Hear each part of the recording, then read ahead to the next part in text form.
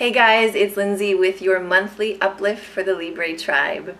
Our question for today is, how can I learn to hear my intuition? So I'm going to start my answer for you today with a story. Picture this. In a very busy downtown city center, there's a woman about to cross a street. She has lifted one foot and placed it down onto the asphalt of the street in front of her. She pauses as the other foot is about to lift up and land beside the one in front. In that moment when she pauses, a dark gray sedan careens around the corner, narrowly missing her foot and directly in line with the space where she would have stepped.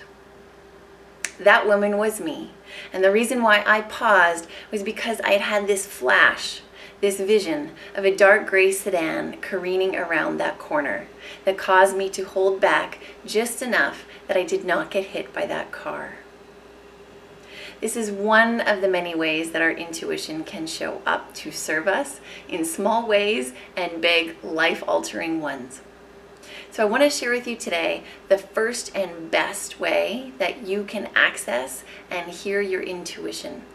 So we often think of intuition as this mystical, powerful, unknowable force, and it's talked about as though it's this great woo-woo, mystical, magical thing that very tuned in people have access to and the rest of us don't.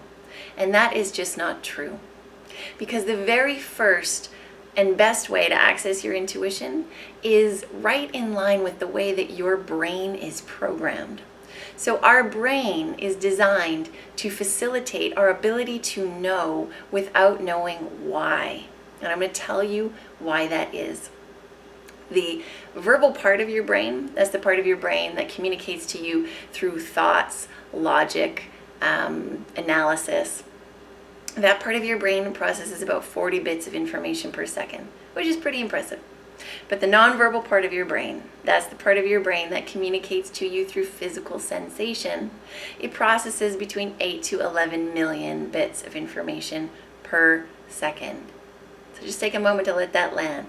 40 bits of information per second from the part of your brain that communicates to you through thought. 8 to 11 million bits of information per second from the part of your brain that knows so much more and communicates to you through physical sensation.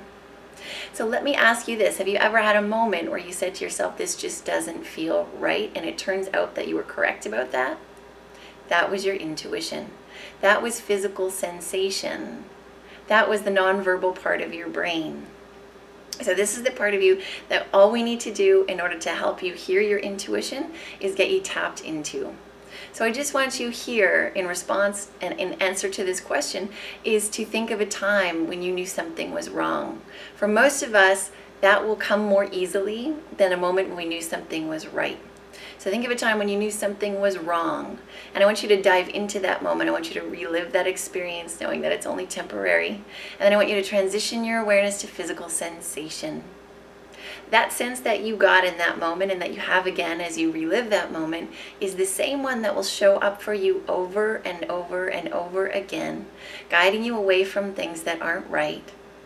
And by doing so towards things that are, but only if you listen. So that's step one. Step two is to do the flip side. I want you to think of a time when you knew something was right.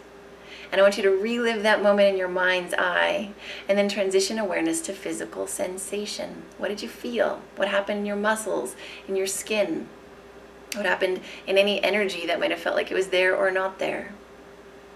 I want you to relive that moment until that physical sensation is so strongly ingrained in you that at any time, whenever you're considering something and you want insight from your intuition, you immediately go to physical sensation as your first access point to the part of you that knows more. So good luck with that, guys. Take care and have a good day.